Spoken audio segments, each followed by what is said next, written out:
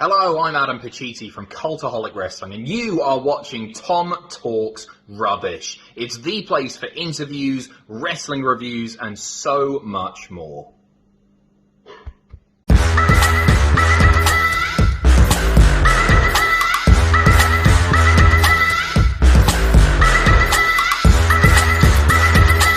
Sure, you subscribe to Tom Talks Rubbish. I highly recommend you subscribe here first. What's going on, guys? It's your boy, Tom Talks Rubbish, and today I'm back with another interview. This time, I'm joined by Alex, Queen of the Ring. Hi, Tom. How are you? I'm good, so Good. welcome to the show. Thank you. Thank you for having me. I just finished watching your Stephen Larson interview to prepare myself, actually. So Oh no. It was a great interview. Don't say, oh no, it was a great interview. That is one that, and this isn't going to be an entire conversation about me. I'll just get this one out of my system. It is one that if I could go back and do it now that I've got more experience, Yeah. I'd definitely change a few things. Do you know what I mean? Oh, yeah. I completely understand where you're coming from with that, especially as a fellow creator myself. But, you know, there's always room for another interview. And I thought you did very well. So you did fine. I'll just put it this way. There was a lot of fanboy moments in them because I'm such a big fan of those guys. As I am of your work. Oh, thank you. Thank you very much. So if we take this back to the beginning, before any of your YouTube or Twitch content, where did your wrestling fandom begin? My wrestling fandom began during WrestleMania 12. I have two older brothers, so they were always watching wrestling. My dad would always go to Madison Square Garden, living in New York. So we would wrestling was definitely a thing within our family. And so yeah, it all started WrestleMania 12. My older brother was rooting for Bret Hart during the main event, which was the Iron Man match. And I was like, well, I have to go against my brother. And it was Shawn Michaels, and he ziplined down into my heart. And I've been a wrestling fan ever since. Some questions to unpack with the Shawn Michaels Bret Hart match is, do you think that match holds up nowadays?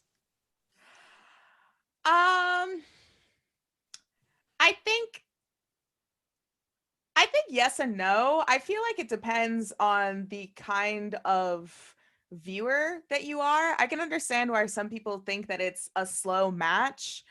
I still enjoy it. It's definitely a match to put on like in the background to kind of kill time, but I think the match still holds up, and especially everything that played out. I think the match still okay. So I think the match holds up right when it was the draw, and then Bret Hart was walking towards the back, and then they announced that the match was still ongoing, and they had to have a tiebreaker, and I feel like that point on the match really picks up. So I think it just depends on the person that you're asking, but for me, I think the match still holds up. Okay, I'll put it this way, and this might be a way of getting you to dodge the question, but if you discovered that match, say, now, a few more years into your wrestling fandom, do you think it would hold up as much? Yeah. To me, again, for me, I think it would still hold up. Like I think it's more so of like the entertainment and the story going into it. It was Shawn Michaels' first time going after the title in that grandest stage, and I feel like he's really like for me right now, if I were to watch that match right now, I feel like it would still personally hold up for me. There's still a story going into it. And even after, again, with the draw, there was even more of a story going into it. So I think it still holds up. Fair enough. So, as we continue on your wrestling fandom story, how much wrestling were you consuming at the time of Bret versus Shawn at WrestleMania 12, or was it literally you just bought the pay-per-view on a whim? Oh no, it was every day. I was a legit fan. Like I said, I grew up with two older brothers, so they were watching Monday Night Raw also my brother. So like in the living room was Monday Night Raw, and then in my brother's room was Nitro. So we would run back and forth. So we would do that whole thing instead of clicking the channels, and we would like tell each other when it was on and when it was commercial break. We would buy the action figures. We'd watch every Monday.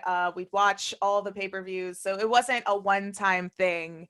It was an everyday thing up until now, I would say. And especially in the 90s, growing up in New York, we had the WWF restaurant. So we would go there all the time as a family. And also with most of the pay-per-views being in Madison Square Garden, there was much more of hype in my family and like my household watching it. So it was a 365-day thing for me. Alright. So you brought up going to WWF New York at the time. And did it become WWE New York, or had it closed down by that point? Well, I don't think it opened up until like 98 or 97.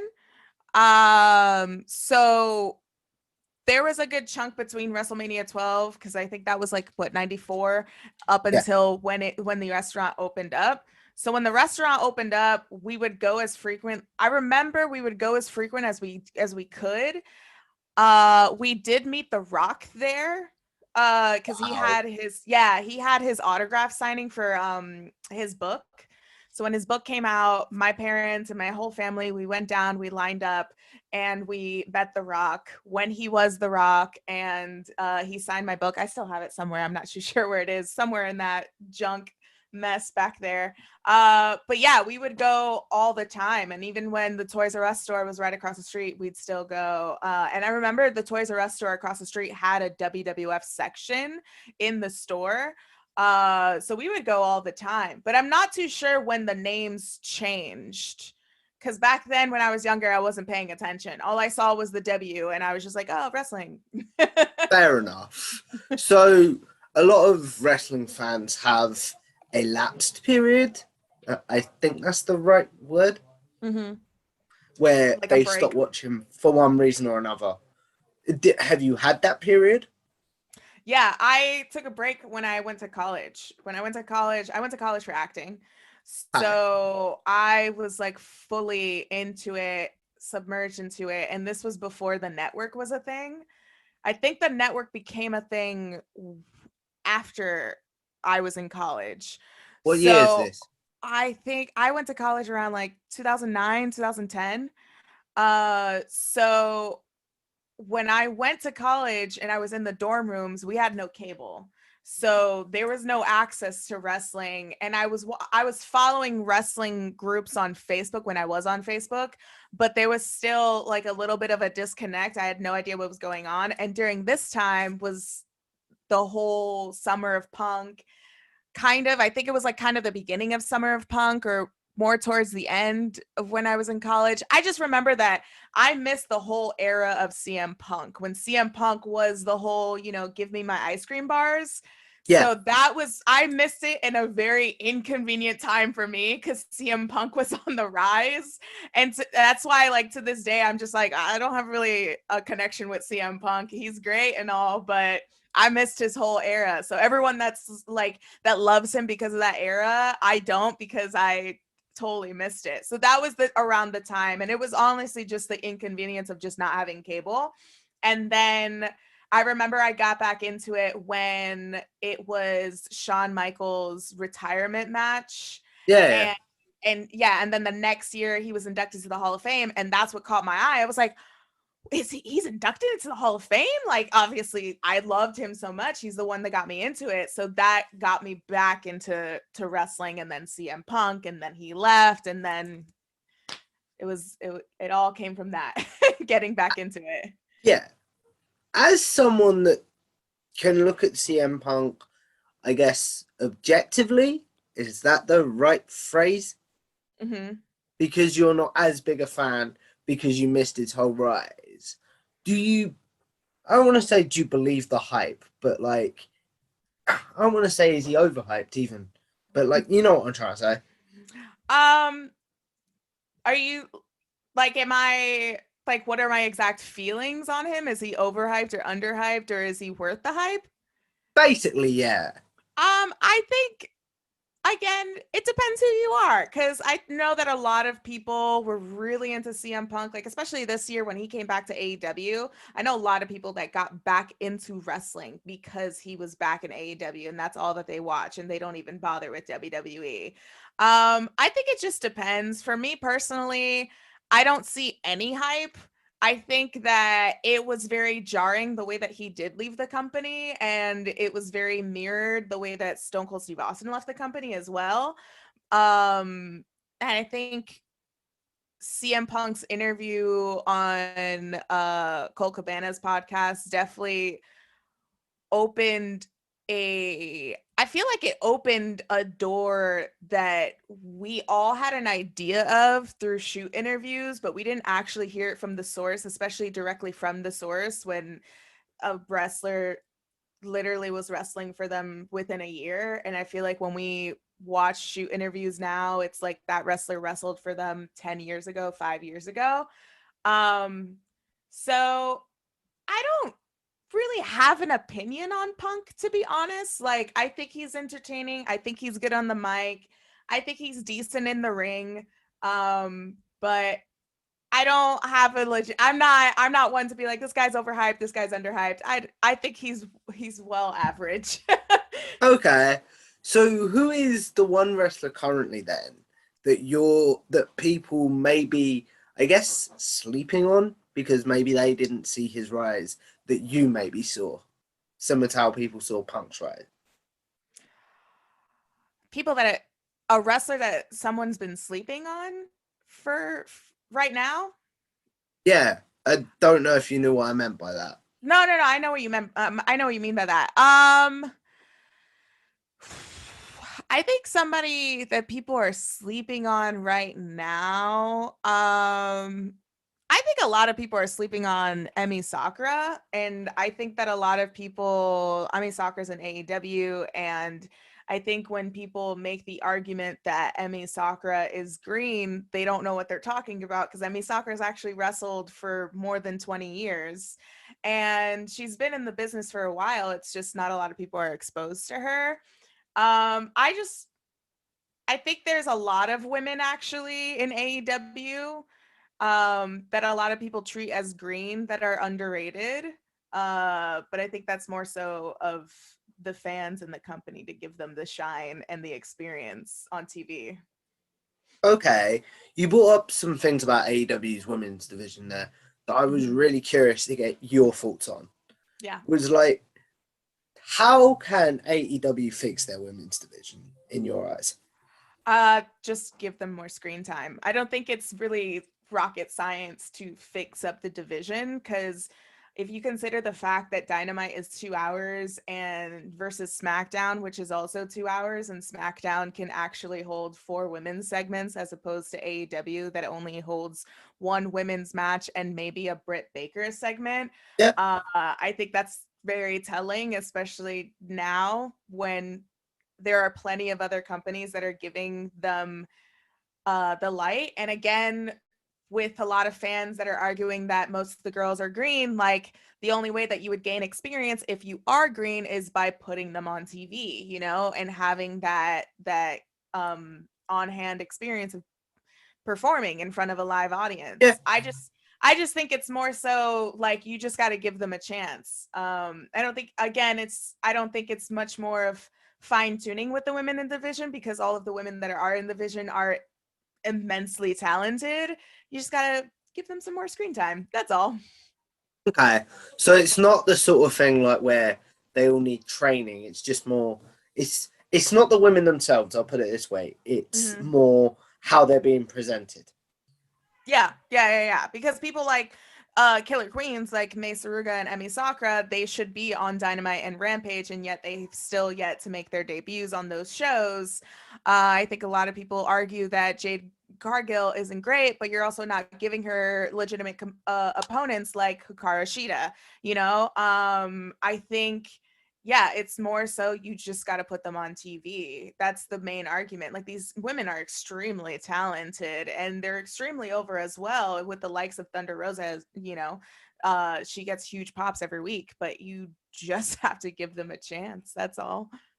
Okay, So you brought up AEW a couple of times. I'm really curious to know, what is your weekly consumption of wrestling like now?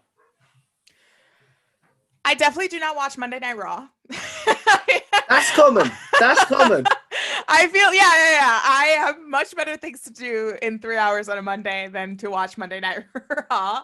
To the point that, correct me if I'm wrong, Steve from Going in Raw was trying to, for lack of a better phrase, get you to do his job. Yeah. Yeah, Steve was trying to get me to do his job and for a while because he just hated it. He hated every minute of it. And luckily I did not take his job. He just left his job just for the next day. Yeah.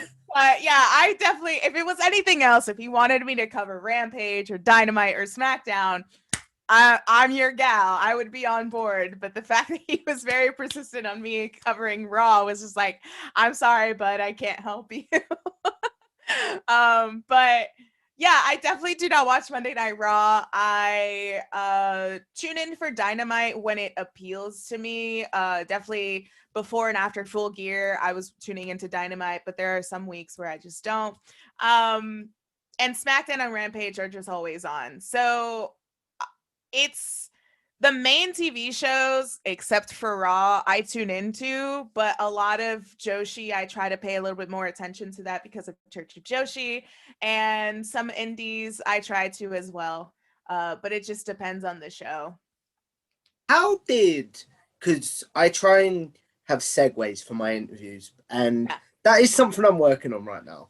So if they feel hard. like they're coming together randomly, that's just how my brain works. I do apologize for that. No, actually, they're not random at all. They're like very in line. So you're doing a great job. Thank you. So you brought up Church of Joshi there with your great co-host Kayla. Mm-hmm. How did that come about? So Kayla and I have been best friends for 3-4 years now. We met at WrestleMania 33 in New Orleans. So we've been best friends ever since. We've had really good chemistry together, and especially meeting through wrestling, there was fantastic chemistry through that, because as women in this fandom, it's very hard to meet other women who are as, I guess, passionate. Yeah. I don't want to say devoted, because I feel like that's an insult to other people, but I guess a little bit more passionate than others. And so during the pandemic, the beginning of the pandemic, we would have Skype parties with our friends. And one night, all of our friends, we were watching Manami Toyota versus Akira Hokuto, which is on YouTube, and it's a fantastic match. So we were watching that, and our minds were blown. Like, we were like losing our shit. And we weren't reacting like this to WrestleMania, which was just like a few weeks ago, within the time of us watching this Joshi match. When we watched WrestleMania, we were like, okay, cool, this is great, whatever, blah, blah, blah, blah. But when we were watching this match, we were losing our minds. And so we became obsessed with Joshi and learning more about it. And we were doing it on our own time. And Kayla, who is Kayla Vision, she started her own Twitch channel, which is twitch.tv/Kayla Vision. She started her own Twitch journey, and she was getting into that. And she was like, hey, I want to stream on Sundays in the morning, but I don't know what to do. Maybe we could do a Joshi show. We started off with the name Joshi Sundays at first. And then I think one of us joked about it, of like, oh, it's like we're going to church, like a wrestling church. Yeah. Cue on. The cue the dog. And so then, Dude! Sorry about that. No, it's okay. I was like, cue the dog. There he goes. Dude! But so yeah, we started off as Joshi Sundays, and then one of us joked about where it's like we're going to church, and then suddenly Church of Joshi, that name came to mind, and then we've been doing it ever since. And it's purely just out of love for women's wrestling, but also to just know more about Joshi wrestling, because they are on another level when it comes to wrestling. We talked about things that people may be sleeping on in wrestling right now. Do you think Joshi wrestling is definitely something that people are sleeping on? Yeah, I think a lot of people are sleeping on it, but I also think it's harder to get into because it's like, where do you start? Which I think that's wrestling in general. I know I'm sure you can agree, a lot of people that want to get into wrestling, there's so much product out right now where it's just Yeah. like, where do you even begin? Which is the same with Joshi, because you have Stardom, you have TJPW, you have Choco Pro, you have Ice Ribbon. There's so many different promotions out there, and also it is much more difficult because most of the websites are in Japan if you don't have Google Chrome to translate the language for you. But I think it is definitely slept on, but I think the reason why is just that it's just hard to get into it. But I would say just pick a wrestler that you're familiar with. Like, I think the great thing about AEW is they've exposed a lot of Joshi wrestlers to the Western culture of wrestling. So people that never really got the spotlight, like Maki Ito or Rio or even Hikaru Shida, like I feel like you can start off there and then just pick off other matches and other people from there. At the time of recording, because I'm going to sit on this one for a while because I have quite a bit of content, I'm not going to lie. Okay. Riho just had a really good match with Britt Baker. Oh, yeah. Oh, gosh. She's just, I feel like Rio, like, no matter who they put her in the ring with, she's just always going to have a great match, no matter what. So, also, you brought up there watching SmackDown every week because it just being on. I first became familiar with you through your reviews for Brian Zane. Yeah. So, I'm curious to know, how did that come about? So I met Brian Zane at WrestleCon in 2019, I believe. It was the WrestleCon where WrestleMania was in New York. So WrestleMania 35. Yeah, WrestleMania 35. And I met him there, and he came up to me and he was like, "Oh, I'm a huge fan of your work." And I was like, "Oh, thank you so much." And he was in a suit, so I knew he was somebody, and his face looked familiar. So I was just like, I know who that guy is. I just don't know who he is. And it wasn't until I got home and I went on YouTube and my algorithm popped up, and it was just like a Wrestling for Regret, like reviewing WrestleMania something. And I was like, oh my God, that was Brian Zane. Like, oh my gosh.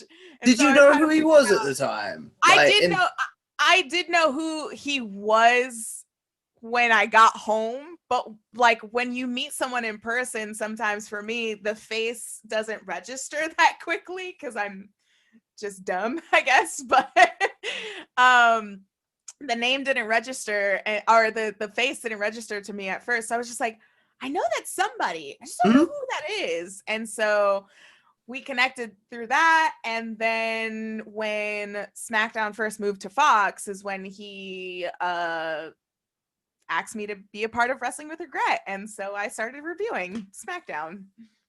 Okay. So was that something you enjoyed, or was that something that you considered like, I gotta do this now?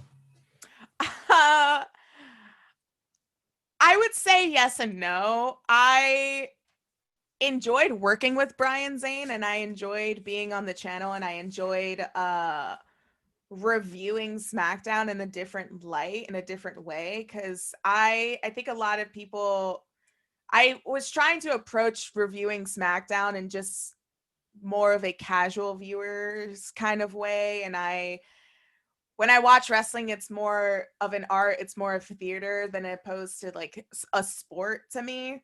So it's just trying to like approach it within that way. But there's a lot.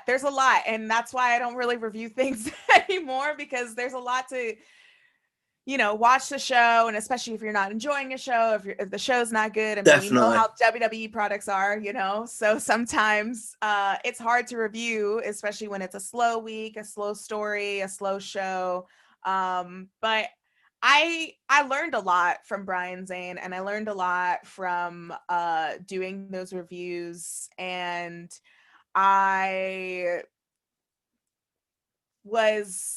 I think I stretched myself a little too thin with doing those reviews, doing my own content, and also like personal life stuff. Yeah. And then the pandemic hit, and then I just hit a really bad depression, and I was just like, I'm sorry, I can't do this anymore. And I think I sometimes regret leaving, but at wrestling with regret. I shouldn't have Yeah. laughed. I shouldn't Yeah, have there we laughed, but go. I saw No, that. no, no, no, no. You know, sometimes I regret leaving, and sometimes I don't know, I feel sad about leaving. But at the same time, like a lot of people were exposed to me that way, and I can't thank Brian enough to this day for giving me that opportunity. And I'm sure we'll collab again one day. I'd personally love to see it. Yeah. Like, as a fan of you both, who has now managed to tick you both off my chat on my channel. Yeah, I know. I saw Brian Zane's interview as well. Oh no. No, it was good. It was good. I don't know if you find this, but when people talk about your content or your own content, do you go a bit like, oh no? Yeah, I'm just kind of like, I want to hide behind my hands. Yeah. You know, like I'm just like, oh no, you saw that? What did you think of it? Actually, don't tell me what you thought of it. I just Yeah, I'm exactly the same. Yeah. So obviously you stepped away from wrestling with regret. By the way, Brian, that is a very hard name to say. Yeah, it is. Wrestling with regret. Wrestling with regret. Wrestling So with you regret. stepped So away hard to say. from you stepped away out of just personal need. We'll phrase it that way. Mhm. But what is one thing that Brian taught you about YouTube or about content creating that you still use to this day?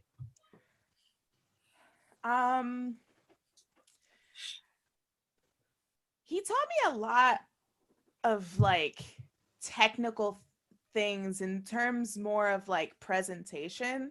Like I learned a lot from him of like how to set up my camera better where my head's not cut off, audio. I mean, like I really have to thank Brian a lot because I only had a camera and I didn't have a legit mic, and he gifted me a little like lav, I Lapel think it's mic? called lav mic. Yeah, like a lapel mic or something.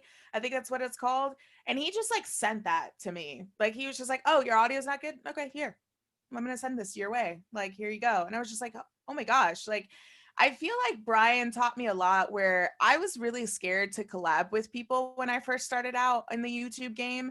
And when he asked me to be on, I was just like, okay, sure. But I didn't realize how much he was going to take care of me. And I think that was more it. Just like, it sounds weird, but I feel like Brian taught me a lot just to trust people. Yeah, I know what you mean. And yeah, and also like, you know, he taught me a lot again with just like an on-camera presence and how to take better notes and how to just like speak a little bit more differently, slow down with my words. And sometimes I do have a problem slowing down with my words, but I feel like he taught me more in the sense of that. And it was a really good companionship with Brian.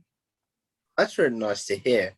But Yeah. then another thing that I'm a big fan of seeing you on and just like stuff like that is the Church of Friendos. Yes, Church of Friendos. So how did that come about with the Going in Raw Boys and obviously Kayla? So Church of Joshi was already a thing. Yeah. And I had already appeared on Quizzlemania. And there was one Quizzlemania where it was Tag team? Huh? Tag team? Yes, I think it was either the tag team or I was by myself. I think I did the tag team with Brian and as Wrestling with Regret. And then I went on and I think Steven Larson was there. So I met them through that, but it wasn't until I did a solo Quizzlemania where it was just Steve on. And I remember Steve put up this bit where he was scared of me. And I would like pop into the Twitch streams and he'd like act like he was scared. And it's like, oh, it's Alex behind me. And we just kind of developed like a kind of joking relationship through that. And then when I finally was on Quizzlemania as Church of Joshi with Kayla, we just bonded. Like it was just something that we were all on Twitch, which is so much of a different platform than YouTube. And I feel like that's the difference between Twitch and YouTube. And that's why I feel like myself, I am much more active on Twitch because, again, Brian Zane gave me the confidence to collab with other people, but Twitch gave me more of a boost to connect with other people because it's easier to do that when after a stream you raid someone and you could just listen to other people's streams and all that stuff. So after Quizlemania, we just bonded through Twitch and we would raid each other, and then they would pop up on our streams, we would pop up on their streams just through the chat, and we just connected, and we just figured out that we are the female version of Steven Larson. Fair enough. Your like friendship with Steven Larson reminds me a lot of like teasing brother and sister. Yeah. Yeah, I feel like that's more me and Steve before, and now we're like the brother and sister that can tolerate each other because we've gone on to college or something like that. We're much older. Yeah.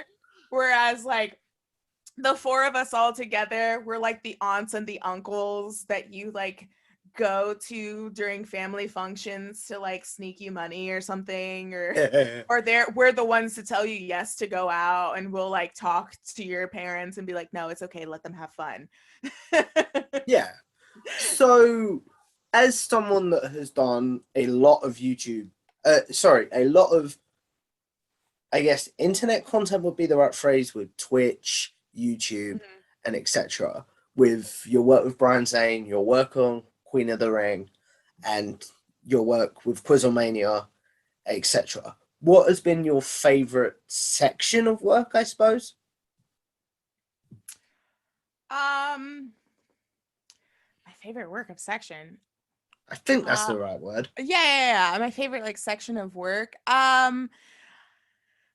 I think I would have to say it's Church of Joshi, just because it's easy to do, because it's easy. We'll pick a wrestler we want to learn more about, and every Sunday, 12 p.m. Eastern time, we sit down together, Kayla and I, and we just watch, and we're just entertained. And then the fun part about that is that we go in like saying we know nothing about cold turkey, right? Yeah, we're going in cold turkey. We don't know much about this wrestler, and I think that's the fun thing about it, right? Because sometimes when you go to a show and you don't know the card, and then you sit down, you're like, oh my god, this person's here, this person's here, this person's here. It's like much more fun, especially when you're watching a pay-per-view or whatever. So I feel like for us going into that and having our chat, our community educate us, that's the beauty of it, is because with the chat, like, I always want to hear constructive opinions, but I always want to hear like opinions from people of like, why is this person good?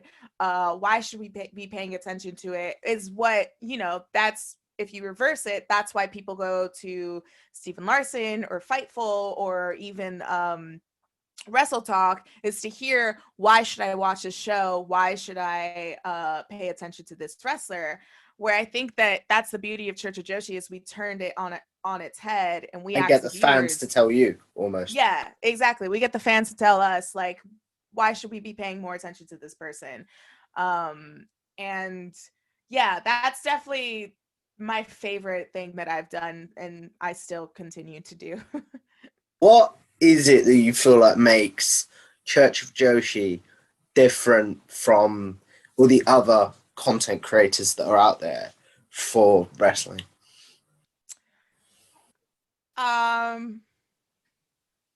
We're women. That's one. No, I'm kidding. Fair enough. Fair enough. That we're women. That's it. No, I think it's because, again, we don't come in with this attitude that we're like know-it-alls. I think also with Church of Joshi, again, it's the beauty of the connection, right? We're all about the connection with our audience and with our community, and the fact that they have a bigger say in some of the episodes than we do. I think that's really different, but also to see women talk about women's wrestling, and it's a particular niche, it's a particular genre of women's wrestling that almost no one's talking about. I think maybe you know, Tiger Driver and Deadlock are a few content creators that really get into Joshi wrestling. But I think because there isn't a market, it was easier for us to kind of be like, hey, we're women and we're going to talk women's wrestling and we're going to talk about Joshi, which not a lot of people are doing. There are people doing, you know, talking about it. Also, Karen watches wrestling. She talks a lot about Joshi and she makes fantastic videos on YouTube as well. But I think it's more so of our friendship as well. Like Kayla and I, we've known each other for, like I said, 4 years, 3 years now, and we just bonded instantly. So I think that's all those components add up and it's magic. It's the sort of thing where it's so many things that go into a pot to make up Church of Joshi. And without one of those elements, it might be not as good. Like, I don't want to say it like that, but you know what I mean. Yeah, I get what you mean. So one thing I'm curious to know is, you say that you not rely on the chat to educate you, but do you feel like you could do a Church of Joshi on YouTube without the chat almost? Yeah, I feel like we could do a Church of Joshi on YouTube. We just don't want to do it because none of us wants to edit it. No, I understand to be honest. Yeah. I think that we can. I think now that we've been doing Church of Joshi for almost 1.5 years now, I think that we've gained the knowledge of Stardom and a lot of other wrestlers that are in there, and a lot of legendary wrestlers as well, like Miko Satomura, again, Manami Toyota. Like, I feel like we can carry the show on YouTube. The only thing that's stopping us is the editing portion of Preach. it. You'll see this if you end up watching this back, but editing and me, oil and water. Yeah, I'm the same way. Like, I hate sitting down and editing and just looking at my face for 6 hours. That's really my struggle. Yeah. We were saying this at the start, like watching our own content back. Yeah. Like, do you think that's another reason that you struggle with editing?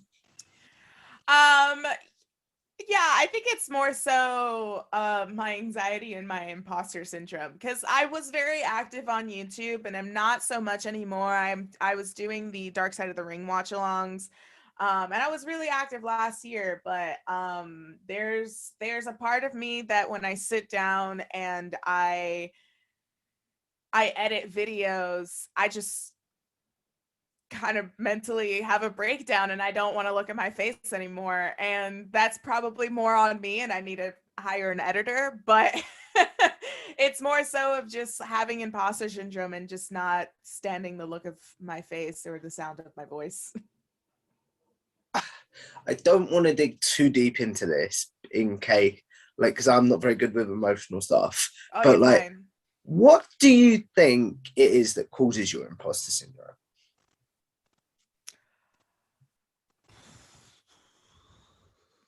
I mean, that's a great question to ask my therapist as well.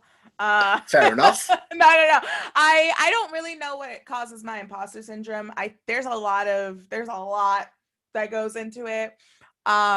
Because I would say I'm pretty confident in who I am and what I have to say and how I carry myself, and I have a very large personality. I'm very out there. But I think what triggers my imposter syndrome is just, you know, the fear of failing and the fear of letting people down. And, you know, there's some videos that do very well and I barely put any effort into it. And there's other videos that I, you know, lose some sleep over and I stay up all night editing and writing and this and that, and then it'll get like 100 views, you know? So isn't that really weird with YouTube though? Yeah, because I've had weird. That. Yeah, it's very weird. And I don't like to be clickbaity either. I don't like to do that. I've never considered myself a journalist. I am just a person that used to do stand-up comedy and acting who somebody slipped through the cracks of wrestling. So much so where I was like featured on the Bump and stuff, which is still like mind-boggling. How did that happen? God, I don't even know. Who knows? They seek the wrong person. No, I'm kidding. I have no idea. They honestly reached out to me and they were like, "Hey, do you want to be on the bump?" And I was like, "Sure." And they asked me to be a part of the Royal Rumble watch along, and we built a good, I guess, connection network there. And then they asked me to be a part of WrestleMania weekend with the Ultimate WrestleMania show, and it just blossomed from there. I'm not too sure how that came out, to be honest, because again, with the pandemic, I think as a content creator as well, like we all were just trying to do our best to stay sane, but also to have a creative outlet. And again, like the imposter syndrome definitely ties into that as well, where it's just like, I have this background of like, I want to create, I need to create, I love creating, but I just get into this weird fear bubble, and it's this bubble of self-doubt, and it's this bubble that I've been struggling with for a long time. And it is the main reason why I don't upload as much, because when I started out on YouTube, I used to upload every Friday, and now you're lucky if you get a video. Fair enough. So you've brought up acting a few times there, and the fact that you did acting at college, or we in the UK would call university. Yeah, university. What is something that acting has helped you with when it comes to content creating that you do now? I'm much more comfortable in front of a camera now that I've gone through acting school. I'm much more comfortable in front of a crowd, and even like meeting fans in person. I've had plenty of fans like just kind of be like, "Oh my God, you're Queen of the Ring," and I'm like, "Hey, what's up? How are you?" I think for me, acting like taught me a huge lesson on how to be vulnerable and just how to be more stage present. Again, like I never consider myself a journalist. I am maybe at best a broadcaster. But yeah, I think with acting, there's a lot of different little things also that different technical things that some classes taught me. But yeah, I guess I didn't waste my money at university. So Fair enough. So as we wrap this up, because believe it or not, we've been going about 45 minutes. Oh, snap. That's awesome. I'm going to go into a segment now that I call generic questions. Let's do it. Which is essentially any question which I'm sure you get asked on Twitter on a daily basis. But the way someone phrased it to me when I did an interview the other day, it's like, you can have a place now to be like, you want to know the answer to this? Go check out Tom's video. Oh, yeah. Do you know what I mean? Yeah, I know exactly what you mean. And I didn't even think of that till I did an interview with someone the other day. And they were like, oh, yeah, that works. Yeah. Anyway, so generic question number 1. Favorite match of all time? I don't know why I keep doing that. No, it's fine. I'm just in part with you. Favorite match of all time would have to be SummerSlam 2002. It was the street fight with Shawn Michaels and Triple H, because the story going into that, so good. That's a common one, but not as common as others, if that makes any sense. Yeah, I feel like it's like a lot of people love that feud, but a lot of people think of the 3 stages of hell, and I don't think a lot of people like think back to the street fight. It is a common one, but again, like it's common because it's that good. Yeah. Favorite pay-per-view of all time, and then for you, I'm going to also ask favorite pay-per-view you attended live. Ooh, favorite pay-per-view I've attended live is a tie between All In and Evolution. And favorite pay-per-view of all time, probably, honestly, favorite pay-per-view of all time, front to back, that's not WrestleMania 17, would have to be In Your House Canadian Stampede. Thank the Lord. Not WrestleMania 17 again. No, not WrestleMania 17. Although that is very good, but I don't know how much you can watch it. No, it's just I go thank the Lord because that is the most common answer. Do you know what I mean? Oh yeah. Like, so what is it about Canadian? You said Canadian Stampede, right? Mm-hmm. What is it about Canadian Stampede that resonates with you so much? There's this undercard match with Taka Michinoku and the Great Sasuke, which is a fantastic match. And I think about that match at least twice a week. Okay. And also Canadian Stampede was in the summer of 97. And oh, cute dog. Hello, cute dog. I knew he'd come in. He's welcome. He's welcome anytime. But with Canadian Stampede, that was like in the summer of 97, I believe, 96, 97. And that was like the height of wrestling. Like wrestling was at its prime.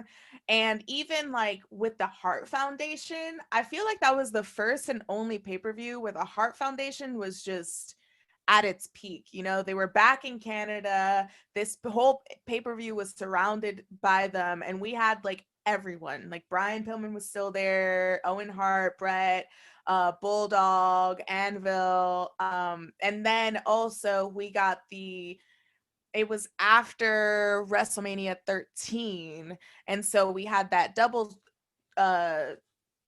switch turn. double turn with Brett and Stone Cold. And they were still like kicking it off with their feud. So it was really good to see. And I think that resonates with me as well, because I've gone back and I've watched that summer front and back from that first summer day with like Raw. I don't remember where I started on, like going on, and then watching the build up to that pay-per-view. And it was a really good build up. So it still holds up. Favorite superstar of all time? Shawn Michaels. Okay, I knew. Okay, if it wasn't Shawn Michaels, if it's not going to be Shawn Michaels, favorite superstar of all time. If it's not Shawn Michaels, then I would probably pick either Chyna or Molly Holly. Fair enough. Why does Shawn Michaels resonate with you so much? And then why do Chyna and Molly Holly resonate with you so much? And I've used the word resonate a lot, like. Well, they resonated with me because with Chyna and Molly Holly, they were both women that I just relate to. With Chyna, she was always, you know, with the guys. She can hold her own with the guys, and that mimicked how I was growing up, especially growing up in New York. And I grew up surrounded by a lot of, I guess, quote unquote guy things. So comic books and Star Wars, wrestling. And so I could hang with the guys. So for me, Chyna was just like this role model to me of just like, that's who I want to be. And so was Molly Holly. And she wasn't as sexualized during her run. Molly Holly wasn't. So like I don't consider myself a sex symbol. So for me, like I just related to that, I guess. And she was much more of a workhorse. But with Shawn, like that was, I don't know, Shawn just was it. Like you could imagine, you know, watching wrestling for the first time, and your first exposure to wrestling is some guy ziplining down into the crowd, and he's wearing all this like sparkly things. Like his stage presence resonated with me, his pageantry, but also it definitely helped that his in-ring work was just like impeccable. And with Shawn, like he was just my first wrestler. So, you know, you never forget your first wrestler. No. Yeah. So, but I don't normally ask this, but I feel like if I don't ask this natural segue, I'm going to be annoyed with myself. But like, 90 Shawn Michaels or 2000 Shawn Michaels?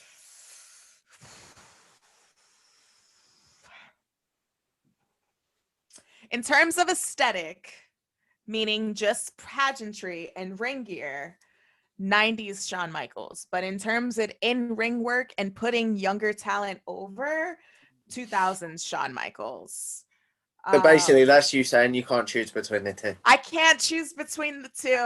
No, because that's the thing is that if I switched it, ring work, I think 90s Shawn Michaels had it, but like 2000s Shawn Michaels, there's just a flip that he discovered where it just took him to the next level. But aesthetic wise, he was with those like brown pants. Oh no, I'd forgot about that. Exactly, I'm sorry. Is that the ones where the stories come out, well, recently at time of recording, that they just weren't finished? No, yeah. So he actually said it in his book in Heartbreak and Triumph, which is the Shawn Michaels book where the cover is him like climbing up the ladder. Yeah. He tells the story of how just the gear wasn't ready. The gear wasn't ready. And this was like his first huge match since coming back to like this stage of being in the Elimination Chamber. It's the first Elimination Chamber and it's for the title. Like he felt very nervous and the tights just weren't ready. And so much so where Hunter and Stephanie McMahon were ribbing him the whole time backstage. And I mean, I guess if you can laugh at yourself, anybody could laugh at you, So he always jokes about it. And he joked about it in his book as well. So it just wasn't ready. Favorite theme song of all time?